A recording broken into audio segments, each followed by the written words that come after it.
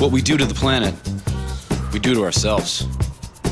You can help keep America beautiful. Visit kab.org.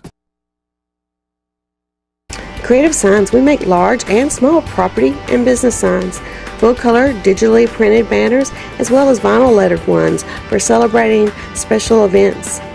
Yard signs for selling your home or making special announcements like your graduating senior. Turn your vehicle into a moving billboard with vehicle lettering or magnetics. Creative Signs, Monroe, 770-267-7368.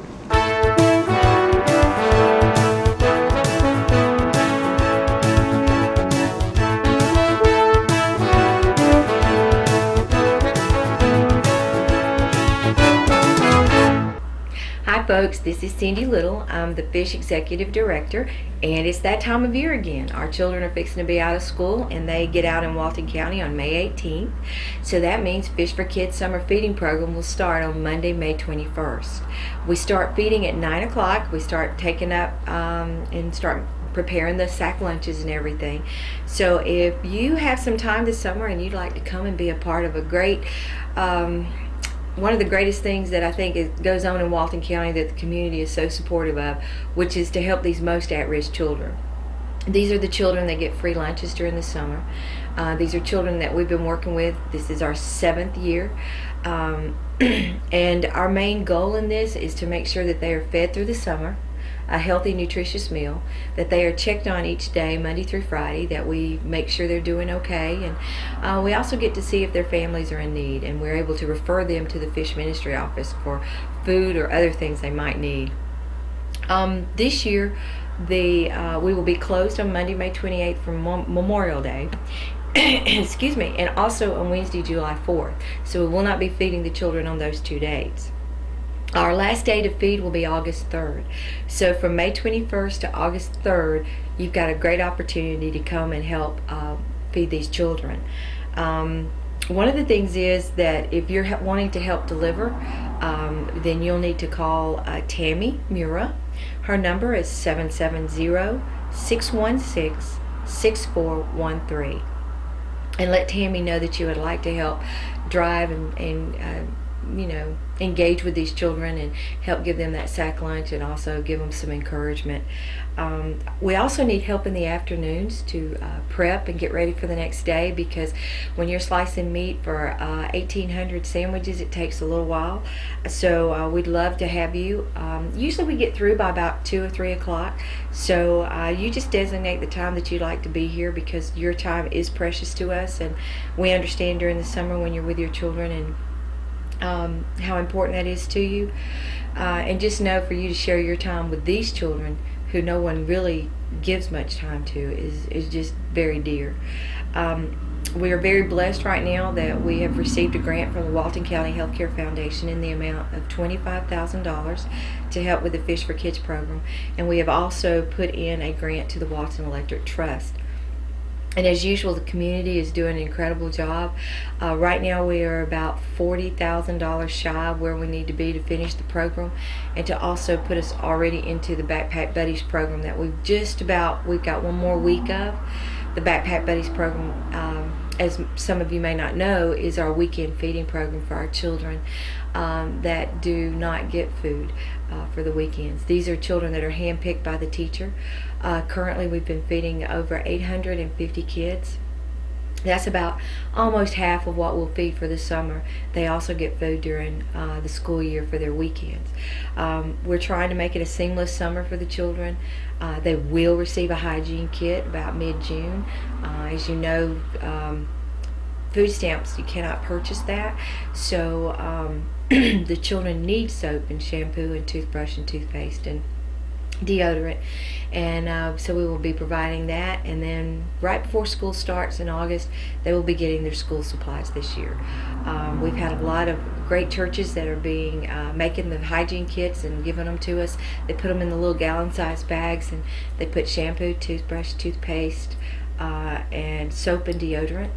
And so if you'd like to do that, maybe we'd love to get your assistance with that. But if you're sitting there and you're thinking, well, how can I help these kids? I really don't have time because I'm working. if you have the finances and you could donate $60, that will sponsor a child for the whole summer.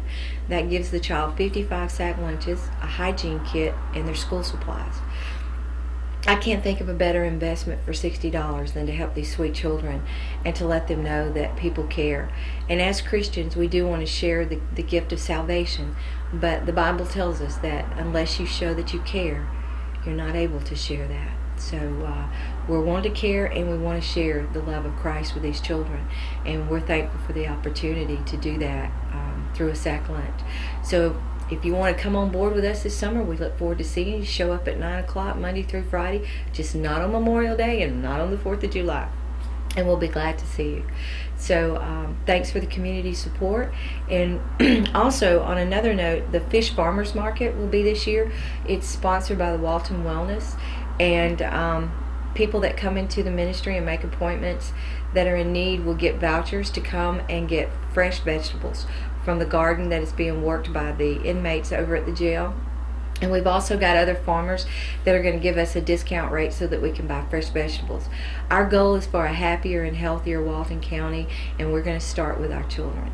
So thanks for what all you do, and thanks for being such a wonderful community. Walton County is incredible. People want to know what we've got and how we do this, and I say it's just people coming together, putting all differences aside, loving one another, and reaching out to love others. So thank you. We couldn't do it without you. So God bless. This is Paul Mullins with Walton Entertainment. We're here at the Chick-fil-A here in Monroe. It's Saturday, May the 12th, and we're here for the fun run and the 5K run. And as you can see behind me, the people are coming in, getting ready for this run. It is about 7:45 on a Saturday morning, so as you can see, people are up early and ready to run.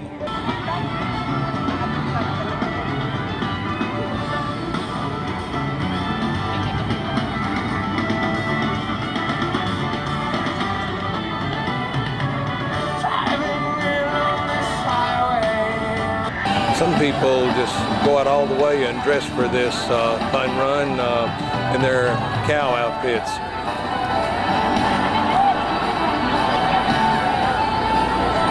Oh yeah! All right, we're going to start as soon as I finish the awards, and you will be started off by the Chick-fil-A cow. It's going to give you a 3-command start. She'll say runner set, on your mark, go. And then she will fire the gun and you will take off as fast as you can. You're going to cross West Spring Street, right up here at the end of the parking lot. You're going to go up the hill past the bank on Bankers Boulevard. And then you're going to run all the way to the high school. When you get to the high school, you're going to turn around and come back.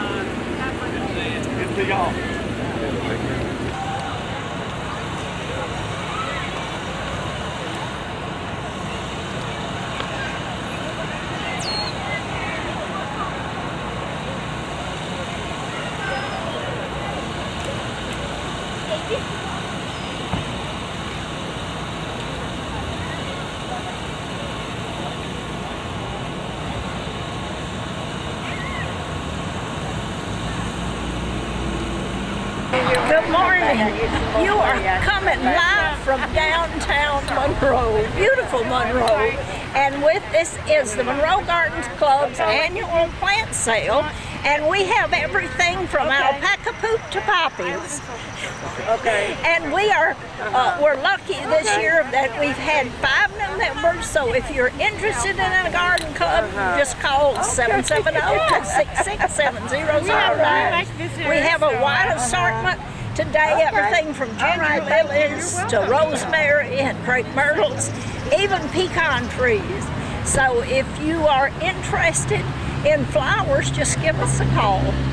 And all of our money goes toward charitable contributions, either to ecology efforts by the National Garden Club, or we give money for scholarships each year for the state of Georgia. Our money stays in Georgia when we give to the college scholarships and the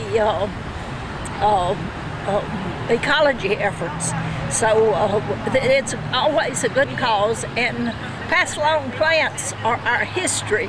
We have crimson lilies from South Georgia over here that was donated by a member, and we have a sweet spire from way down in South Georgia somewhere. So we have a variety of plants that people have nurtured over the years. So it's a great opportunity for you to get a little bit of history in your yard too.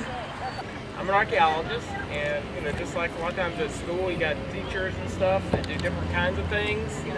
They're all teachers, but at some of the schools, you got English teachers and stuff like that. We archaeologists are kind of the same way. Not all of us do our job exactly alike, even though we're all archaeologists. My job is a little different. The difference is called primitive and technology. Okay, primitive and technology are 2 weird words that don't seem to want to go together in our brains, right? That it's like primitive means, I don't know, maybe going camping with no running water, no showers and stuff. And technology means real sophisticated stuff like iPhones and laptops and things like that. But the idea of primitive technology is kind of crazy, but what it does is it helps to understand how people lived a long time ago. And I like to start out that, if you hear that you're going to go hear somebody talk about technology, you might expect to hear about computers, right? So that's what technology kind of means to us. That's what it has come to mean for us today. But technology, I like to point out, has a lot to do with expectation. Okay, that it's like we have these fancy things, and that sort of helps define technology. But we expect those things to do and behave and come on and perform in a certain way. But primitive technology, you guys, why don't you have a seat? Victoria, sit down. Gentleman there with the camera trying to take pictures here. So technology has a lot to do with what we expect it to do, in as much as it has to do with us today for fancy modern stuff. But when we're talking about primitive technology, I like to point out that I can't go out in the woods and I can't make a cell phone out of a rock, and I can't make a computer out of a couple of sticks, right? But if I have the right ideas, the right knowledge in my brain, I can go out into the natural environment and do a whole lot of stuff that will make my life comfortable and enjoyable. I can have some expectations of what I'm able to do within the natural environment. I can't do stuff that you can go to the store and buy necessarily, but I can make a lot of stuff that I need. I can make fire, I can make sharp tools, I can find water, build shelters, and do all kinds of things like that that will make my life comfortable and enjoyable under the circumstances. So that's what this is all about. It helps us to understand Native Americans. I'm kind of like the guy that, when we find artifacts and things left behind a long time ago, that other archaeologists say, hey Scott, we found a whole bunch of these flint tools, and we wonder what these tools are used for. And we know that you have used lots of tools like this. What do you think these tools are? Can you do some experiments and tell us? And that's one of my jobs. The other job is to talk to people like you. Now this has a lot to do with just sort of outdoor skills, like being in the wilderness and stuff, survival and things like that. And I have kind of a 3-part introduction to this that helps me to kind of get some good ideas across to you. And we'll talk about all 3 of these things as the session here goes on. But, all right, when you're out in the woods, you don't have to do a whole lot of stuff before you realize that you need a couple of things. A knife, something sharp to cut with. You're out there in the woods, there's all these things you might need to whittle on, you might need to cut up your food, cut bark off of a stick, something like that. So you need a knife. Everybody knows that. You might not have your regular knife. I've got a sheath knife, but I might not always have that with me. Nice to know how to use other stuff to make a knife. Fire. Everybody's pretty well clued in that a fire is a really important thing because you can stay warm, have light, cook food, but you can also sterilize water and you can keep animals away from you at night with the fire. So fire is an important thing, but those are not real hard to understand. The third important thing, though, that doesn't often look real important has to do with stringy stuff. More specifically, string. All right? And people go, wow, what do you need string for out in the woods? You got your knife and your fire, what more do you need? Well, I tell them you need some rope or some string. And I tell them, well, the reason is, there's no real good answer for this, but the reason is, you can do everything else with cordage. Cordage is a big word that encompasses all your rope and stringy stuff. I tell people, well, maybe you got some food, you need to tie it up in a tree somewhere to keep animals out of them. That's the best way to keep critters. And I'm not talking bears, so we're talking about raccoons and possums, just like to go through and be a nuisance to get in your food. Tie it up in a tree. If you don't have any rope, you can't do that. You put a few branches, a few sticks you found in a fork of a tree to make yourself a shelter so you don't get rained on. Well, that's pretty good. If you can tie them together a little bit, that'll keep the wind from blowing everything apart. If we get a big windstorm coming through. If you want to make a bow drill fire like we'll do here in just a few minutes, you need some string for that. If you make some string, you can make a snare to catch a critter to eat. And you can also, once you make enough string, you can make a net. And you can catch land animals, rabbits and stuff in a net. You can also catch fish in a net too. So stringy stuff is real important. And the rule is that stringy stuff makes string. Right? And there are three kind of groups of things that we can talk about here, three broad categories of things to make string. First thing is things with long, sort of leathery leaves that are kind of like string already. Cattails, remember what a cattail plant is? It looks like a corn dog growing in a swamp. All right, cattail leaves are good. This is a yucca leaf right here. Yucca is a thing that has long, sort of leathery, skinny leaves. A lot of them here in the southeast have a real sharp point on the end, so you got to be careful of them. But this is just a real nice, sort of floppy one right here that I found. And those are things with leathery leaves. There are things, little herbaceous plants, and that's just a fancy word for weeds. All right, a lot of weeds, things that come up once a year and then die, either from a permanent root or from seeds. A lot of those things will have a very tough outside to them. The fiber of the skin on the outside, this is a stuff called dog bane, and it's got a real nice sort of silky fiber on the outside of it that makes very, very strong rope and string. See the stringy stuff there? I said stringy stuff makes string. Okay, the herbaceous weeds are always good for that sort of thing. And the other thing you read about Indians using a lot, especially in the Northeast and the upper Midwest, is inner bark from trees. All right, inner bark. We don't really do a lot with bark anymore. We don't understand bark as a material a lot of times, but some trees have stringy bark and some trees don't. Among the trees that do, such as yellow poplar, you can take that bark off that tree and you can usually soak it in water for a week or two, and what will happen is the inner bark will start to come out. Now everybody knows that you can take a tree, cut it down, and count the age of the tree from the rings, correct? All right? The tree grows a ring every year that it's alive. We don't also often understand, though, that the bark does a similar thing. It grows a layer, it makes a growth layer every year, but because the bark is a protective layer, it begins to kind of crinkle off there, get off the tree there, but you can't really count them. The bark is very thin, so it's not a very reliable way to check the age of the tree. But on those trees that grow a layer of bark every year, those stringy trees will have these sort of papery sheaths that come out. That's a year's growth right there. Another one will come out here as well, and that is the inner bark. When you read about Native Americans using inner bark and other people using the inner bark of trees for cordage, that's your stringy stuff from the tree. So those are the three categories: leathery leaves, long leathery leaves, tree bark, and the herbaceous plant. And I'll just give a quick little demonstration of how this goes, because it's just kind of cool, and I think it's necessary information, even though it's not as exciting as fire and weapons and all that kind of stuff. But you can use this yucca leaf like it is. I can twist it and make it stronger, make it hold the knot a little bit better. I can take that and tie a shelter together, a couple of poles to make a shelter out of or something, just like it is. And I can tie them end to end and make a longer piece, but that'd be kind of sloppy. But I just like to talk about how you make rope that looks like you bought it at the store. You like real rope and string that you can make as long as you want. And a good way to do that is to demonstrate this. If I wanted to take this and fold it in half and make a piece of string out of both pieces, a lot of rope is made out of more than one strand or ply. That's the fancy word for it. But if I wanted to do that, I could twist this up really tight. All right, everybody's done somewhere.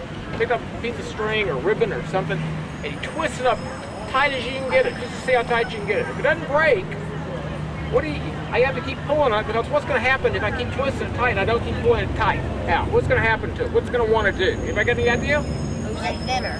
It's not going to get any thinner here. It's tighter. Shorter. What do you think? What's going to happen if I keep, it's just really trying hard. I have to keep pulling that. It's going to, like that. It's going to kink. Oh boy, that's not real impressive though, but I'll tell you what, that's an important little movement right there. Because that tells me that I can take a couple of strands of stringy stuff, and with a little bit of work and a little control, the hard part with cordage is making 2 or more strands of stuff think they want to wrap around each other and stay that way, right? Because if I just give you a couple of things, say, hey, how do you think string is made? You go, well, let's see, string is kind of twisted all together like this, but I can't make it, I don't know how to make it want to stay there. All right, now, I did that. This would be hard. If I had 100 feet of this laying over here as I kept going, that'd be really, really awkward. But I can do that in a slightly different way and show you. I can twist one, pull it this way, twist one, pull it this way. I can just do each one in turn, this way. And what will eventually happen? I'm controlling each one. I could have 100 feet laying out here, right? This would be laying over here, and I'd just be twisting, twisting, twisting. When I get to the end of these, I can overlap a piece and keep going, make it as long as I want. What this does, it allows you to make rope that is as big around as you want and as long as you want. You're controlling the size of the rope in every way. And by making cordage this way, you're able to do pretty much anything you want with it. So this is just a little bit about fiber craft, using fibers to make rope and string and nets and stuff like that. All right, you can pass that around and take a look at it there. That's just a little start, but I think it's a real good, important lesson for us. Now, all right, if you want to have a sharp tool, everybody knows that you shouldn't play with broken glass, right? Everybody knows this. Anybody not know this? The new do? Okay, didn't think so. All right, why do you not want to mess around with broken glass? You get cut. All right, now let's see. You have to be careful with a regular knife too that's sharp. Yes. Yeah, you got to be careful with that too. But you can cut something else with your regular knife, but you have to be careful not to cut yourself with it. So if you have a piece of broken glass, you could, if you had to, if you needed to, you could cut something else with it, with the piece of broken glass, provided you didn't cut yourself with it, right? That makes sense? Okay, so you kind of use it like a knife. All right, now, there are glassy rocks around. This is not a rock. This is a piece of man-made glass right here. It's just a real cool piece. This is obsidian or volcanic glass from out west, okay? Now, glass is really good stuff because it will cut you, just like your mom and dad have told you. But you're just going to be kind of careful with it so that you don't cut yourself. Now, we don't have this stuff here. We don't have obsidian here. We've got lots of other kinds of rocks here in the southeast, the white quartz that you would see a lot of the arrowheads made out of here. We have other things, flinty rocks called chert around here, C-H-E-R-T, and this is just an example of a piece of chert. All these rocks, though, the rocks that you make arrowheads and other stone tools out of, have a couple of things in common. They break in a way that is predictable, and they break in a manner called a conchoidal, break what we call a conchoidal fracture. Now, conchoidal is from the same root word as our word for the conch, a marine shellfish, and conchoidal, because we're talking about shell shapes and stuff like that, means shell-like or shell-shaped. Now, on this piece of obsidian, you can see a conchoidal fracture right there. That's a real good. It looks like a shell almost on that piece. I've just been using that one all day long. All these rocks, to some degree, have a conchoidal fracture, and it means that I can chip them predictably to make stuff out of them. And in doing that, I can make not only arrowheads, but a lot of times there are other tools that you should make, you should learn how to make. And I'm going to take and knock a chip off this piece right here. Okay? And just like a piece of broken glass, that flint flake right there, it's a little wavy, but that's a nice, almost regular modern knife edge right there. Now on an arrowhead, because you have to shape that edge, it's chipped so it has serrations, like a steak knife, little teeth on there. So these are very different kinds of tools. This thing can be used for one thing. and this would be used for something else. And if I were going to go out in the woods and make tools out of stone, I would look for something that had good conchoidal fracture, and I would be able to do all kinds of stuff with that, just like I could a modern knife. This is what's called a flake knife. This is not an arrowhead. Same material, same stuff, but this one has not been shaped or anything else. Now, to make an arrowhead, you chip around the edges. You might make a way to tie it on to a handle. You make those serrated edges, and you can use it for different kinds of things, for sawing and cutting meat, but this one's much better for whittling and doing other stuff with it. This one takes a lot less time to make than something like one of these guys right here. So these are great for tying on the end of a handle or a stick or a shaft to go hunting with, but a flake knife is the best sort of edge you can get for the least amount of work. So that's just an example of how you might make a stone tool from a suitable kind of flinty rock right there. Now, the third thing, we talked about stringy stuff, having rope and string. We talked about sharp things. We know we need a sharp thing. And what was the third thing we said we needed? Anybody remember?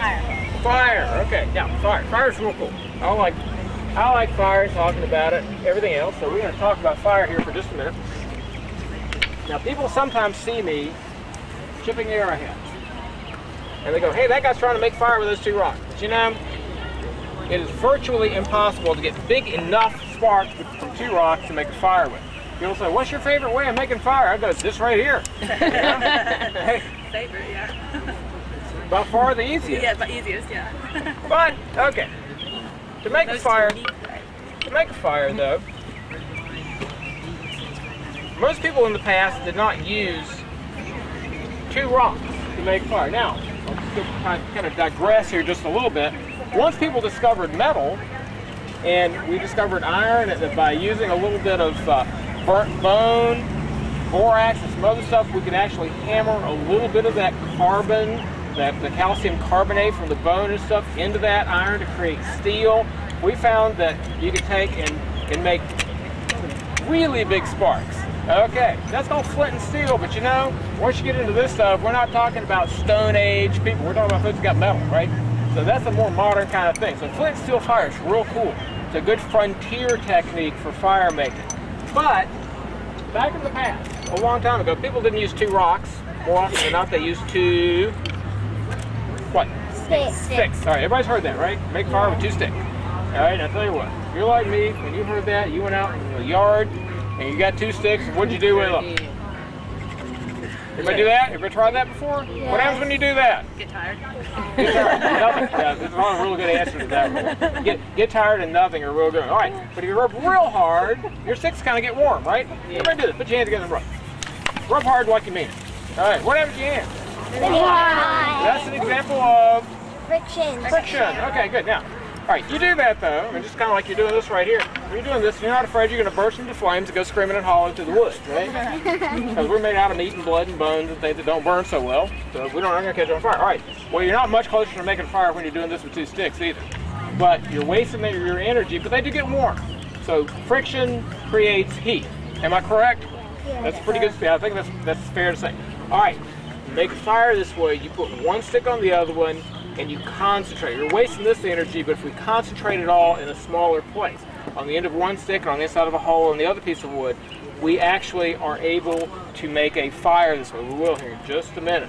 Okay, now, kind of preface this a little bit, kind of set up here a little bit. Fire is science, okay? Every fire, no matter how you start it, with two sticks or a can of gasoline and a match, require three things to exist. What's one? Heat. What's another one? Oxygen. Oxygen. What's the third thing? Air. Air and oxygen are kind of the same. Fuel, okay. And fuel, I always like to point out, fuel can be, you know, gas you put in your car. We think of fuel that way, but fuel is anything that burns. It can be grass, logs, sticks, coals, kerosene, gasoline, diesel, anything that burns. Okay, now, fire done this way often looks like a magic trick. And fire's kind of magical, isn't it? You know, fire's a pretty crazy thing. It's like people really like fire. We like to look at it and sit by it. It kind of takes our time. But remember that fire is science, okay? No matter what else you remember, fire is a science thing. And when we do fire this way, it's no different. We're we need heat, fuel, and oxygen. Okay, where's the oxygen at? Let's just take care of that right off the bat. Where's that? Everywhere. We don't have to worry so much about the oxygen, right? Okay, we can make heat through friction. Yeah? Okay, everybody sees the little notch on there, they go, wow, he must be going to light the fire, because the way our brains are set up to think, you know, we take a little fire with it, we light something else with it, right? And they think, wow, he's going to put some dry grass or something in there to light it. No, that's not what we're going to do. Because of the way this works, when we put the stick down here, I got an old hole pecked into this rock right here, we'll put it on top and hold it onto it. When we do this, what's going to happen is that I'm going to create heat through friction. But I'm also, where those two sticks touch, I'm also creating fuel, because where those two pieces of wood touch, they begin to char. Okay, and charcoal, which is semi-burnt wood, is really good fuel.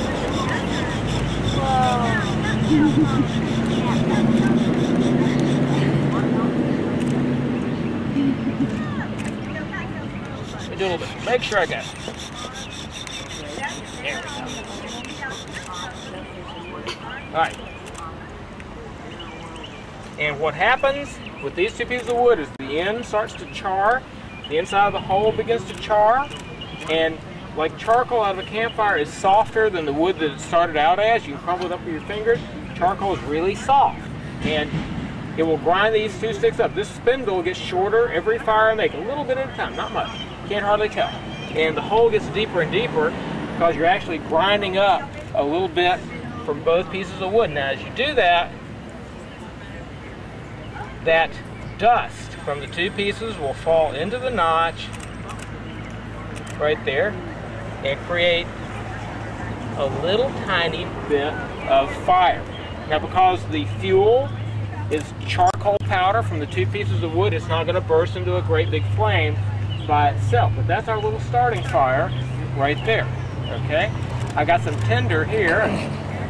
Probably got it burnt enough on the inside to be good. It'll catch fire easily. We're going to dump this into the tinder. We're going to give a little bit extra air.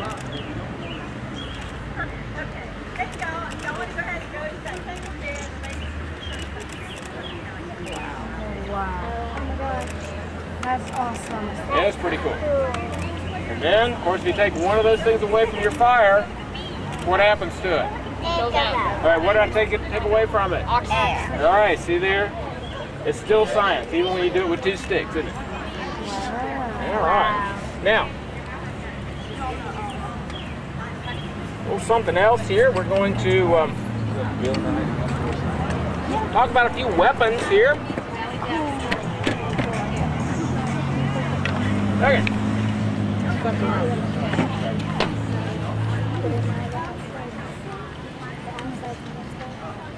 Now, I've mentioned arrowheads a couple of times here today.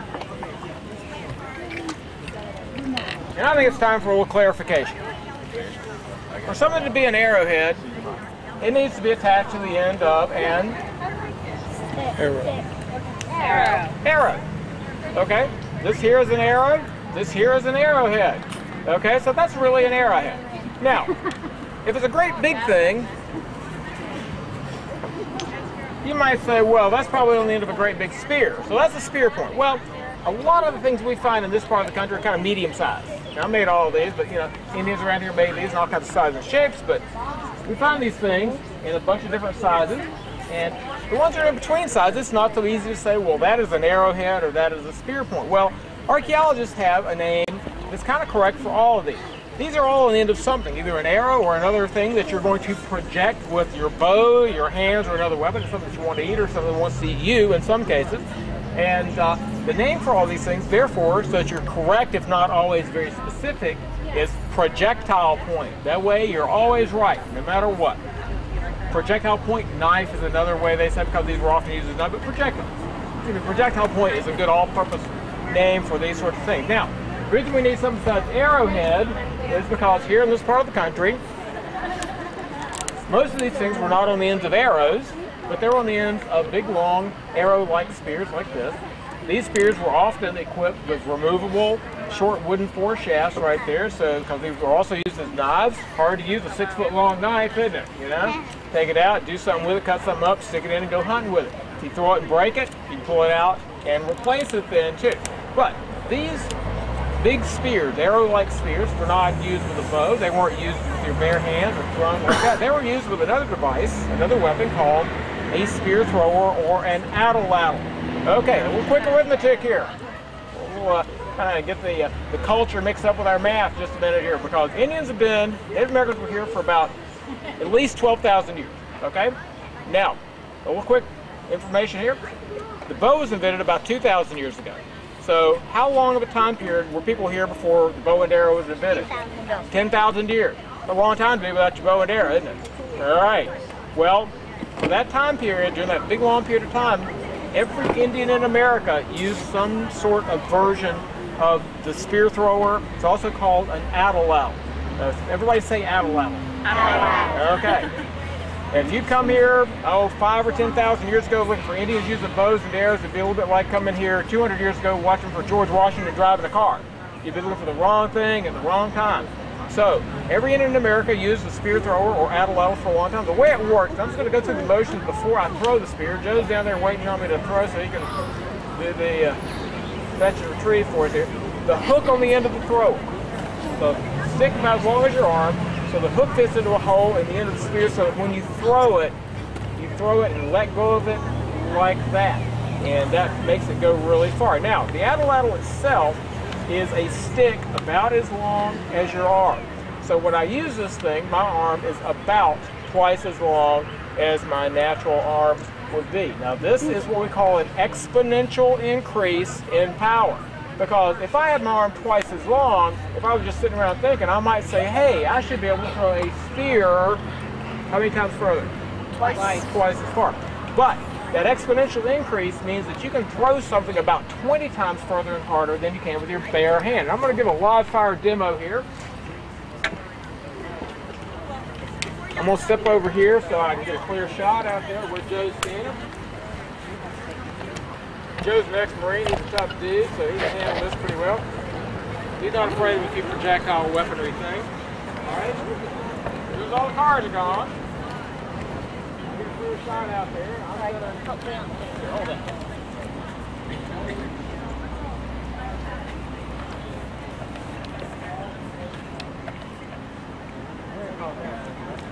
That gives you an idea how far you can throw. That's more than twice as far, isn't it? And I can probably throw that with my hand. All right, another cool weapon used by the Indians here in the Southeast is the river cane blowgun. River cane is our native kind of bamboo. What's it called? River cane.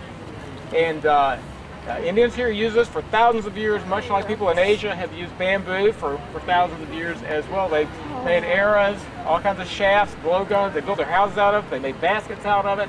All sorts of it. It's a real important resource. But they would take a piece of it, haul it all the way out, and then they would carve the little arrows or darts from hardwood like oak or locust, or they would split a big piece of cane and use the individual pieces, whittle it out like bamboo skewers out of there, and then for the fletching, the fuzzy stuff on the end to make it so you can blow on it and come out the other end real fast, they would use the down from a plant called thistle.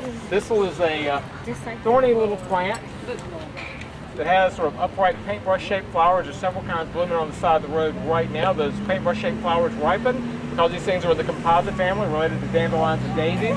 The flowers open up when they're ripe, and the seeds are dispersed on the little fuzzy parachutes from this. But the Indians figured out they could save the thistle down, thistle pods unopened, and the down inside of them by clamping them into a split stick so they wouldn't open up. And when they wanted to make a blowgun dart, they'd take a few of those and in a special way tie those onto the end of the blowgun dart and make it so when you put it in here, it kind of swishes up inside there and you blow on it. It can't come back out. People say, what happens if you inhale? Nothing, because you tear the dart up trying to just get it out here because of all that stuff's pointing backwards in here, and you physically will just shred the dart trying to get it out of there, so it can't come out. Now, another important fact about this is that here in this part of the country, we see on National Geographic Channel and stuff, people in tropical parts of the world using poison darts for hunting larger game with smaller blowguns because the poison's doing a lot of the work.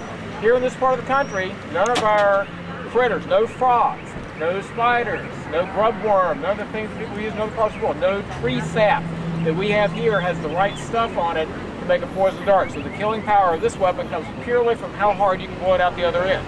So you're kind of limited in what you can kill, but it's good for small critters. You don't want to tear them up too bad if you're going to eat them. You don't want to shoot them with a big old arrow or something. One of these is about all you need. So you're limited to small stuff like squirrels, birds, rabbits, and things like that. You go out into the forest, or after people started farming here, probably, and Michelle, you might want to move, and Joe both. I'm not real good with this thing. You see the fear in my eyes, right? There's that Go out marine there. thing coming out of there. And after you start farming, you know, not only are you going out in the woods hunting little critters, but, you know, Thumper might come along and try to take a nibble out of your corn patch. So, you know, he's fair game, too, at that point. So you go out there with your blowgun. Ah, boy, I missed that one, didn't I? Big time. Got him in the tail. He's going to run around in circles. Much better. All right, and for my last act here for this session, crazy stuff, totally crazy stuff. What are we gonna play? Alligator again. All right, something to eat for dinner, doesn't it? No. Oh, these are fish. This is a little piece of a big fish. This is a big piece of a little fish right here. These are garfish. One of our native fish down here. Got down 3 or 4 species here, and gar, crazy fish. They're armored. Real heavily armored with these big bony scales on them. And I like to point out there's Indian lore and there's Indian fact. You know, there's stuff we know that they were doing because people, you know, explorers and travelers here were writing it down. And there's stuff we kind of think the Indians might have been doing, which ain't always the right thing. But this is one of those Indian facts that we know about. The Indians here are pretty resourceful. And if I'm chipping arrowheads for an arrow, a real arrowhead, they don't have to be real big to kill a big old animal. You just need a little razor blade on the end of a stick to go all the way through them, and you're in business. But chipping individual little arrowheads like this takes a while for each one that you do. Somebody figured out that these big old armored fish, if you boil that skin, those scales come out. They have a nice little point down there at the attachment, and the edges and the points are almost razor sharp. Okay? You boil the skin. You boil fish skin, you're making what we call fish glue, which is a real good adhesive. All right, so the scales will begin to come apart. These scales are shaped somewhat like the spade of playing cards right there. And what you do is you take those individual scales, like that guy right there. Once they come apart, they got a natural little tang there where it attaches into the skin. And what the Indians here would do is they would remove the scales. You can use the fish glue, or you can use pine pitch glue, or anything else. Those scales right there can be hafted by that little pointy attachment part into a piece of river cane as a highly effective arrowhead. Again, instead of sitting down and chipping a whole bunch of arrowheads, you boil one fish skin and you get about 500 little razor blade points right off of it. So that was some smart person thinking, wasn't it? Man, I can chip these things. I can just use gar scales, and I'll be in business with that. So that's just a real cool little thing. I've dug these out. I had them for a long time. Haven't used them in a while, but I kind of got back into gar scales a while back. So it's just a real fun thing that you just don't hardly expect. Think about Native Americans. All right, guys, that's my story about primitive technology. Any questions?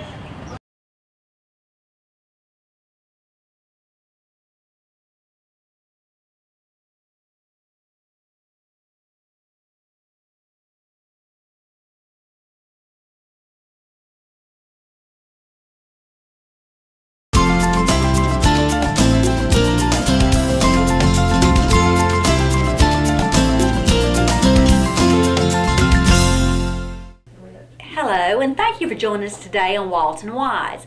We have a special guest with us today, a lovely lady who's been coming to our senior center for about 2 years now. It's Miss Birdy Oots, and we're glad to have you here, Miss Birdy. Thank you. Yes, and tell me, good. Tell me, I'll ask ahead of time if it was okay. So, how old are you now, Miss Birdy? I'm 90 years old. 90 years old, gonna be 90. I think at 1st of September. That's what is that right? my daughter says I'm gonna be 90. I think I already know. That's right. Well, that's okay. You're close enough, aren't you? Yeah. So, and how long have you been living in Walton County? All my life. Right. So you've seen a lot of changes around here. Yes, I have. I said we used to have to walk 2 miles to school when I was little. Wow. Mm-hmm. And I would get tired, and they would put me on their back. Some of them. Oh, now you had a big family too, Yeah, we didn't you? did. How many? 11 of us. 11. Wow. And I was the baby girl. Oh wow! So did you get a little pet in there? Oh, of course I did. Well, it should be like that, shouldn't it? That's good.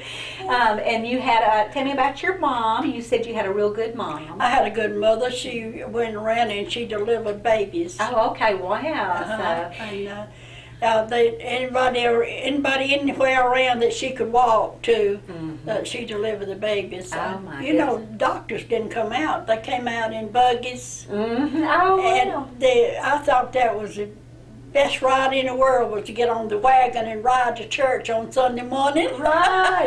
And y'all did go to church regularly. We never missed. That was one thing that my dad and mother always did, that we got up and got dressed and went to church. That's great. My dad couldn't hear good, and my mother always got close enough that she could read and talk with him. Mm-hmm. He was hard of hearing, and it was hard, for him to do a lot of things. Right. But you had mentioned he was a good man too, about the things he did on Sunday morning to help other people. Yeah, absolutely. Yeah, absolutely. he would hitch up things for them to ride in too. He'd get up things and we'd all ride. He'd take us. I remember I had told somebody one time that we went to church on the wagon. Right. I said, where did you sit? But it was a fun time. Yeah, too, but Daddy always had it fixed where there was places on the side of the seats, that they had it. We could sit down. Yes, ma'am. That's good. And, I enjoyed it. And y'all raised a lot of young things. You have a garden? Yes, we had a real big garden, and we raised rows and rows of tomatoes, and my mother canned a lot. Oh, yeah. Yeah, and honey, my mother could just do anything. She could just cook and. Well, I believe her daughter's a lot like her. I think you can do a lot too. Only thing that my grandmother lived with us, and I had to sleep with her. Oh, well, big family. And she slept with a blanket, on. Oh, well, you enjoyed living. Your family was a good family to be with, wasn't it? That's good. They still are. I lost a son 3 years ago with leukemia. And you had how many children yourself? 4. I have a daughter that lives in Tifton. Mm-hmm. She's married to Amos Tifton, and she lives in Tifton. And I have that daughter that's sitting over there, and I had her son. Tell them who that is, because they won't be able to see her. So tell her Pat Whitley, that's and right. I've got a son named Courtney Chansey. Right. Who's right now he's losing his eyesight, and so I want y'all to pray for him. We sure will. But I lost Randy with leukemia about 3 years ago. I'm sure that's a hard thing. Well, it's the hardest thing that I ever went through is to lose a child. It's just something you can't explain. Yeah, I'm sure it would. But one of the things that my family always did, we had a Queen's reunion every year. Oh, that was always fun. We always get to we still do. We still have a Queen reunion. Good. Y'all have it here locally, or do you go off somewhere? We go off somewhere. But my last name was Queen. Queen. So you were the queen. I was the queen. Wherever I went, I could be a queen. That's right. That's right. Now, and you worked out in the public some when you were in younger.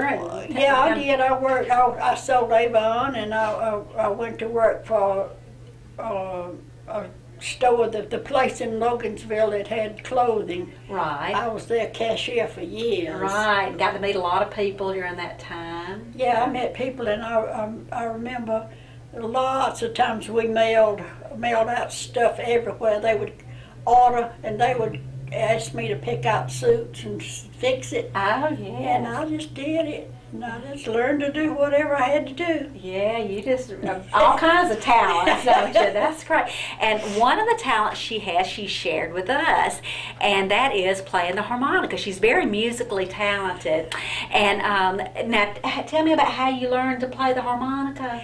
I don't know. When my brother-in-law passed away, my sister he had a harmonica, and he could blow it, so she gave me a new one that he had, and I just picked it up. Just had that knack for it, huh? And what else do you play? Play the guitar, and I can play the piano. Right, she's played the piano for us a few times down here too, just a jack of all trades. So, and I bet you, could we talk you into playing a song for us right now? You want me to blow you? I would love for you to, yeah. All right. It's, now I go to Walmart's and buy these harmonicas because they better than anything else. Mm-hmm. I'm going to play When the Saints Go Marching In. Oh, great. Okay, that's good.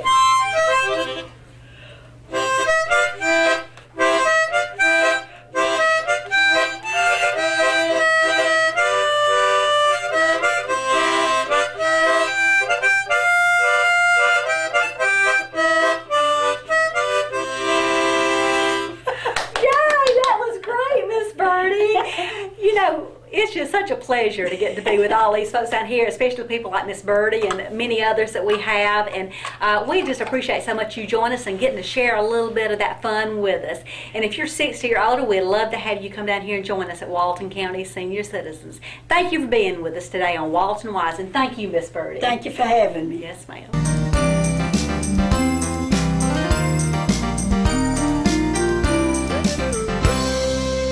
Hi, I'm Elaine Oates, Director of Keep Walton Beautiful and the Walton County Recycling Center, joining you with this week's edition of the Walton Waste Watcher Report. Today I want to talk a little bit about the burning of items in Walton County. For quite some time, Walton County has not allowed burning during the months of May through September, but there are some new regulations this year, and it's a little bit difficult to explain, but I want to try to do this as best I can. Basically, that rule still stands as far as not burning through May through September, but one of the things that they do allow in the other months is prescribed burning and reduction of leaves on the premises unless it's prohibited by a local ordinance or regulation. And for recreational purposes like grilling and things like that, that can be done throughout the years. Throughout the entire year. But the disposal of vegetative debris from storm damage and also for weed abatement, disease, and pest prevention, this is not allowed in Walton County or counties whose total population, as listed in the last census, exceeds 65,000 people. And so we do fall into that category. So there's kind of a fine line about what you can do and what you can't do. And I did want to just make everybody aware of it, because we have had a few people call us and ask about burning, and I did check with the Walton County Fire Department, and they did send me this information, and I just wanted to make you all aware that there are some regulations, and if you have specific questions about them, that's not doesn't really come from our department, but I do try to get the word out there and help people to know what's going on related to environmental issues and changes that affect Walton County.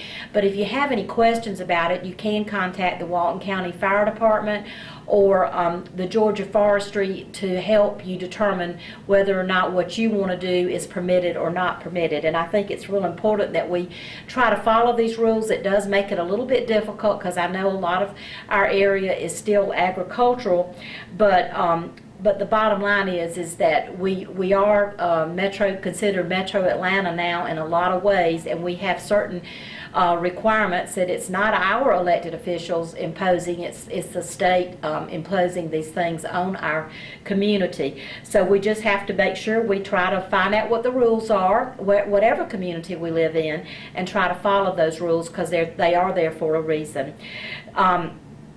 I want to tell everybody that we've had good participation in the Great American Cleanup activities, and when I do have the wrap-up report, I'll let you know the figures of participation and some of the things that we have done during that time. And until then, I hope you have a great week, and I'll talk to you next time. Thank you.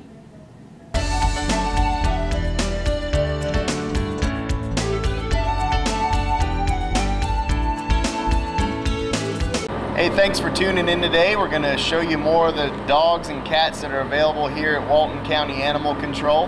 As always, we've got plenty of animals that are available for adoption. We're really getting into our busy season, so some of these that you see on the TV today, they might not be here, but we'll have plenty of others that are coming through.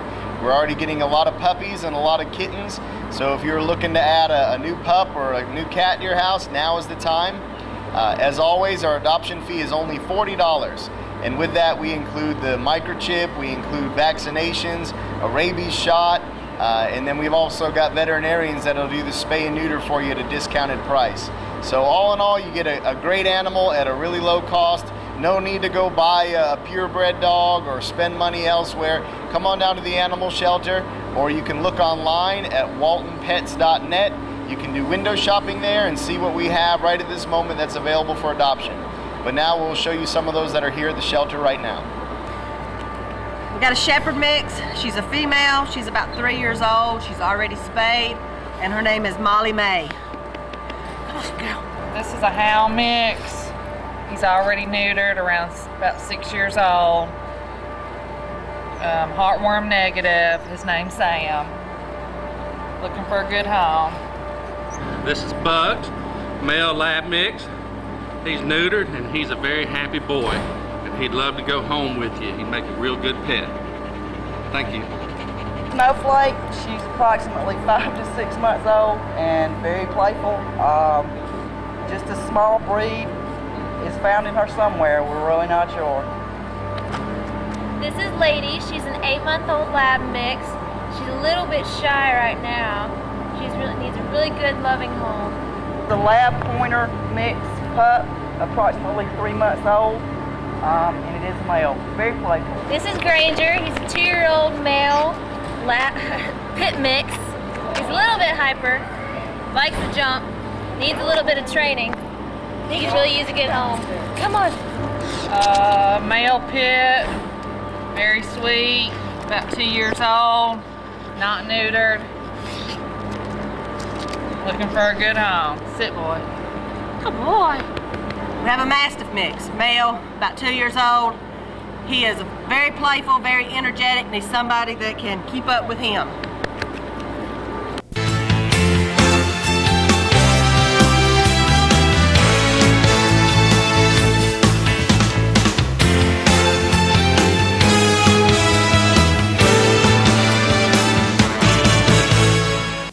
Fetch boy. Where did all this trash come from?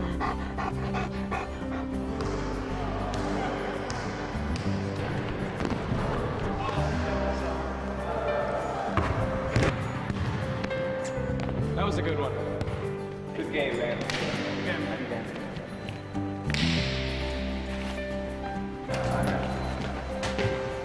I heard each year that one person throws away enough trash to equal the weight of 8 baby elephants.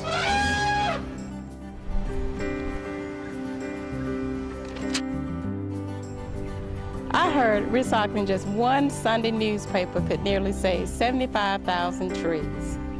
Help your community out. Keep Walton beautiful. Keep Walton beautiful. Keep Walton beautiful. To be a Keep Walton Beautiful volunteer, call 770-267-1421 or check out our website at waltoncountyga.gov/KWB. Green, green, green. It's your home, it's your dream. Radon testing, keep it healthy and clean. Make it green, green, green. Making it green starts from the ground up, so make sure the air in your home is healthy for your family to breathe. Test your home for the presence of radon. Go to epa.gov/radon. Make it green, green, green. Creative Signs, we make large and small property and business signs, full color, digitally printed banners, as well as vinyl lettered ones for celebrating special events. Yard signs for selling your home or making special announcements like your graduating senior. Turn your vehicle into a moving billboard with vehicle lettering or magnetics. Creative Signs, Monroe, 770-267-7368.